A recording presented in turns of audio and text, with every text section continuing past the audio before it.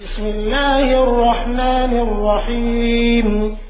পরম করুণাময় ও অসীম দয়ালু আল্লাহর নামে শুরু করছি।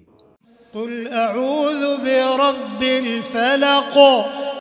বলো, আমি আশ্রয় প্রার্থনা করছি উষার রবের কাছে। মিন শাররি মা খালাক। তিনি যা সৃষ্টি করেছেন তার অনিষ্ট থেকে। ওয়া মিন শাররি গাসিকিন ইযা ওয়াকাব। আর রাতের অন্ধকারের অনিষ্ট থেকে যখন তা গভীর হয়।